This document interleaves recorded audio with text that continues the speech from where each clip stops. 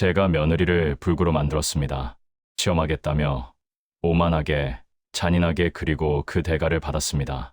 저는 평생 남의 죄를 심판하며 살아온 판사였습니다.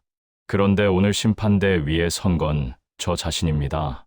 그녀는 오른손을 잃었습니다. 커피가 전부였던 사람인데 제 손으로 그 꿈을 꺼버렸습니다. 아들은 저를 떠났고 저는 병실 문 앞 의자에만 앉아 있었습니다. 문을 열 수 없어서 하루 종일 제 죄만 바라보며. 그리고 어느 날 그녀가 말했습니다. 아버님, 전 괜찮아요. 왼손으로 다시 시작하면 되죠.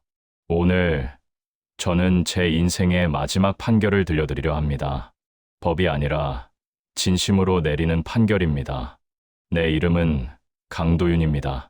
평생법으로 사람을 재단하며 살아온 전직 판사였습니다. 감정보다 원칙, 눈물보다 증거, 마음보다 조문이 우선이라 믿었습니다.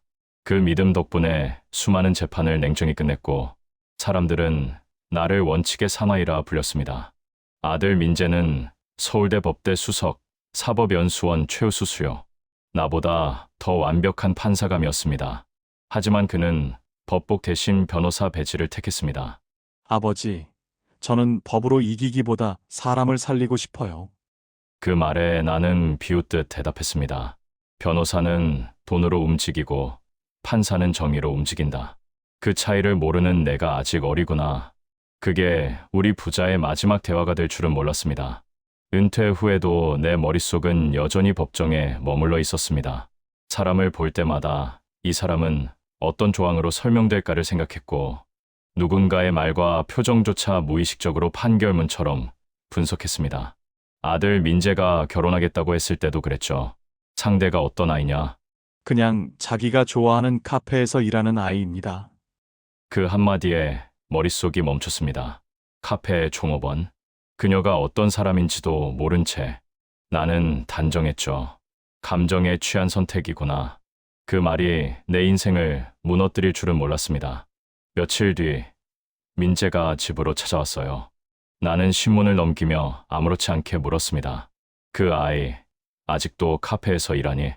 예, 그게 좋아서 하는 일이래요. 좋아서. 나는 피식 웃었고 좋아서 하는 일로 평생을 버티는 사람이 얼마나 될 것 같니? 민재는 잠시 나를 바라보다가 조용히 말했습니다. 아버지, 윤서는 아버지가 생각하는 그런 사람이 아니에요. 그래. 그럼 어떤 사람인데? 잠시 침묵이 흘렀고 민재는 한숨처럼 말했습니다. 윤서는 어릴 때 아버지를 잃었어요. 그 나이에 혼자 어머니랑 살면서도 남 탓 한 번 안 했대요. 그래도 사람들한테 예의 지키고 웃으면서 버텼어요. 나는 신문을 덮었습니다. 그래서 더 위험하다는 거다. 그런 애들이 세상에선 제일 많이 다쳐. 착한 게 미덕이었던 시절은 끝났어. 그래도 그런 사람을 믿어주는 게 아버지가 늘 말하던 정의 아닐까요? 그 말에 잠시 입이 막혔습니다. 민재는 내 눈을 바라보다가 덧붙였어요. 윤서가 바르게 자란 건 아버지가 말씀하신 가장의 역할이 없어서가 아니에요. 오히려 없었기 때문에 더 단단해진 거예요. 며칠 후 나는 직접 그녀를 보기 위해 카페를 찾았습니다. 작은 공간, 볶은 원두 향기, 잔잔한 음악. 그녀는 커피를 내리며 손님에게 조용히 인사하고 있었습니다. 아들 말대로 이름은 윤서였죠. 커피 향은 괜찮은데 뭔가 깊이가 없군요. 내 입에서 자연스럽게 흘러나온 말이었습니다. 그녀는 놀라지 않았습니다. 오늘은 비가 와서 조금 다르게 볶았어요. 다음엔 더 진하게 내려드릴게요. 그 말투가 싫었습니다. 겸손한 듯하지만 내 눈엔 경험이 없는 애송이의 여유로 보였죠. 그래서 나는 굳이 말을 덧붙였습니다. 요즘 사람들은 대충 배워서 흉내만 내지.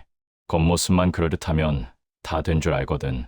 그녀는 조용히 고개를 숙였다가 말했습니다. 네, 그런 것 같아요. 그래서 저는 흉내만 내지 않으려고요. 최선을 다해 진짜 마음이 담긴 커피를 내리고 싶어요. 마음이 세상을 바꾸나. 내가 피식 웃자 그녀는 짧게 대답했습니다. 세상은 몰라도 한 사람의 하루쯤은 따뜻하게 만들 수 있지 않을까요? 그 말이 묘하게 걸렸습니다. 하지만 곧 머리를 저었죠. 왠지 저도 모르는 사이에 고개를 끄덕일 뻔했으니까요. 감정은 진실을 흐린다. 시험은 계속돼야 한다. 마음을 단단히 먹고 그 자리를 벗어났어요. 나는 3일에 한 번꼴로 그 카페를 찾았습니다. 그리곤 매번 불평을 늘어놓았죠. 커피가 너무 써. 오늘은 왜 이렇게 늦게 내리나. 이런 기본도 안 된 서비스로 장사하나. 그녀는 매번 같은 말로 사과했습니다. 하지만 그 눈빛에는 이상하게도 불쾌함이 없었습니다. 그녀의 시선엔 마치 오래된 아픔을 이미 견뎌본 사람만의 고요함이 있었습니다. 나는 그 고요함이 오히려 거슬렸습니다. 도대체 이 아인 정체가 뭐지, 어떻게 저리도 담담할 수 있지? 그래서 나는 더 강하게 흔들어 보려 했습니다. 내가 이렇게 불만을 말하는데 화도 안 나? 사람이 너무 순하면 바보가 돼. 손님이 부당한 말을 해도 고개만 숙이고 있으면 세상은 결국 너 같은 사람을 밟고 간다네. 윤서는 잠시 나를 바라보다가 젖은 수건으로 천천히 테이블을 닦았습니다. 그 손끝이 이상할 만큼 조용했습니다. 맞아요. 세상은 가끔 그래요. 그래도 저는 밟히더라도 누군가한테는 따뜻한 사람이 되고 싶어요. 나는 순간 말을 잃었습니다. 억울함도 분노도 아닌 목소리. 그저 담담하게 자신의 길을 말하는 그 태도. 컵에 남은 커피가 식어가고 있었고 창밖엔 비가 내리고 있었는데 이상하게 그날따라 그 빗소리가 유난히 부드럽게 들렸습니다. 이 아이 생각보다 단단하네. 입으로는 아무 말도 하지 않았지만 내 마음속 어딘가에서 처음으로 아주 미세한 균열이 났습니다. 어느 순간부터 이 아이에게 트집을 잡기보다는 말 그대로 커피 한 잔을 즐기는 마음으로 방문하게 된 내 자신을 발견하게 되었습니다. 며칠 후 비가 거세게 내리던 저녁이었습니다.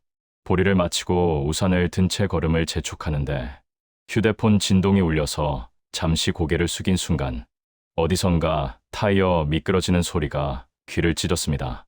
선생님, 위험해요. 윤서의 목소리가 빗속을 가르며 울렸습니다. 그녀는 막 간단한 물건을 사러 카페 문을 나서던 참이었어요. 우산도 없이 달려나왔고 빗속에서 하얀 셔츠가 젖으면서도 그녀는 내 쪽으로 몸을 던졌습니다. 순간 세상이 뒤집혔고 내 몸이 밀려나며 끼꽝 그녀가 차에 부딪히는 소리가 났습니다. 모든 게 멈췄습니다. 그녀의 얼굴이 빗물에 젖어 있었고 손이 부자연스럽게 꺾여 있었습니다. 그녀는 겨우 미소를 지으며 말했습니다. 선생님, 괜찮으세요? 난 말없이 고개만 끄덕였습니다. 아니, 당황해서 말이 나오지 못했습니다. 다행이에요. 선생님은 다치지 않으셨으니까요. 그 말이 가슴을 찢었습니다. 내가 뭐라고 매일 와서 말도 안 되는 트집만 잡던 노인네일 뿐인데 왜 지가 나서 날 구하고 다치냐고. 도대체 내 상식으로는 이해가 가지 않았습니다. 그 아이는 내가 민재의 아버지란 걸 모르고 있어요. 계산이나 의도한 게 아닌 정말 단순히 순수한 마음으로 사람이 다치는 걸 보기가 싫었던 거죠. 구급차에 실려가는 걸 바라보며 나는 비에 젖은 도로 위에서 무릎을 꿇었습니다. 그 순간 처음으로 깨달았습니다. 평생 내가 최고라고 생각하며 남의 죄만 판단하던 내가 저런 아이에게 가장 치졸하고 비열한 짓을 저지르던 쓰레기라는 걸 말이죠. 그날 이후 내 인생의 모든 시간은 그 사고 현장에 멈춰버렸습니다. 윤서는 오른팔이 골절되면서 신경이 손상되었습니다. 수술 후 의사가 말했습니다. 생활은 가능하겠지만 섬세한 손놀림이나 큰 힘을 주는 동작은 어려울 겁니다. 그 한마디가 내 인생의 판결문 같았습니다. 유죄. 그 어떤 법전에도 없는 인생의 선고였습니다. 며칠 동안 병원 복도 의자에 앉아 있었습니다. 문 앞에 앉아 하루 종일 불빛만 바랐습니다. 간호사가 물었습니다. 들어가 보세요. 이제 괜찮으실 거예요. 하지만 고개를 저었습니다. 아니요, 저는 아직 괜찮지 않아서요. 사고가 있던 날 병실 앞에서 아들을 만났습니다. 아들이 물었습니다. 어떻게 된 일이냐고, 아빠가 왜 여기에 있냐고. 전 아무 말도 하지 못했습니다. 이틀 후 아들이 찾아왔어요. 그의 눈빛은 차가웠습니다. 윤서가 어떤 사람인지 이제 아시겠습니까? 그 말에 아무 대답도 못했습니다. 사람의 마음은 법으로 증명할 수 없습니다. 아버지. 그 말이 가슴을 찔렀습니다. 그날 이후 아들은 나를 보지 않았습니다. 나는 매일 그 문 앞 의자에서 죄를 씹었습니다. 밤이면 병실 불빛이 창문에 비쳤습니다. 그 불빛 속에서 나는 매일 속삭였습니다. 왜 믿지 못했을까? 왜 세상을 의심하듯 사람을 의심했을까? 시간이 흘러도 시계는 움직이지 않았습니다. 단지 내 안에 죄만 자라났습니다. 간호사가 말했습니다. 환자분 수술받은 오른손이 아닌 왼손으로 무엇인가 연습 중이에요. 그 말을 듣고도 나는 문을 열지 못했습니다. 미안하다는 말조차 사치로 느껴졌습니다. 그저 복도에 앉아 내 죄가 씻기를 기다렸습니다. 어느 날 민재가 복도 끝에서 걸어왔습니다. 눈 밑이 어두웠고 목소리는 떨렸습니다. 아버지, 아직도 문 앞에만 계세요? 나는 변명하듯 말했습니다. 괜히 방해될까봐. 민재가 고개를 저었습니다. 늘 그러시네요. 감정은 진실을 흐린다고 말하셨죠? 근데 지금은 감정 하나도 감당 못 하시잖아요. 그 말은 칼보다 깊게 박혔습니다. 윤서가 어떤 사람인지 몰랐죠? 그녀는 매일 새벽 5시에 일어나 제가 좋아하는 향으로 커피를 볶았어요. 그게 제 하루의 시작이었어요.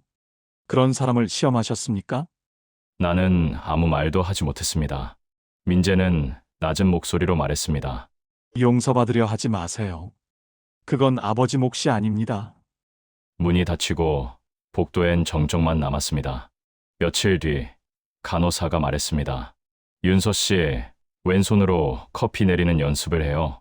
나는 문틈 사이로 그녀를 보았습니다. 왼손으로 포트를 잡은 그녀의 손이 미세하게 떨렸습니다. 그런데 표정은 잔잔했습니다. 그녀가 고개를 돌렸습니다. 나와 눈이 마주쳤어요. 잠시 멈칫하더니 미소를 지었습니다. 선생님 오셨어요? 아, 참 민재 씨에게 말을 전해 들었어요.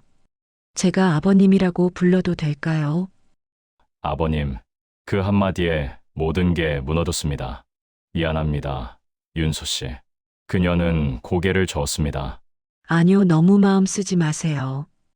아마 그때 아버님이 다치시고 제가 그냥 보고만 있었다면 전 지금 너무 힘들어 견디지 못했을 거예요. 그리고 괜찮아요. 오른손은 아직 불편하지만 컵은 잡을 수 있어요. 커피는 왼손으로 내리면 되죠. 그녀가 웃었습니다. 그녀는 아마도 어릴 때 잃은 아버지 생각에 내 나이 또래의 사람이 다치거나 하는 모습을 차마 두 눈으로 볼 수 없었던 거였습니다. 그래서 불평을 일삼는 진상 고객인 저마저도 단순히 한 명의 사람으로 본 것 같아요. 아버님, 중요한 건 제 손이 아니라 제 마음이 편하다는 거예요. 그 말에 눈물이 흘렀습니다. 전 지금 저명한 판사도 나이 든 어른도 아닙니다. 이 아이를 감히 의심하거나 시험할 수 있는 자격조차 안 되는 하찮은 인간이었습니다. 시간이 흘러 봄이 왔습니다. 나는 작은 봉사단체에서 일하고 있었습니다. 어느 날 현관 초인종이 울렸습니다.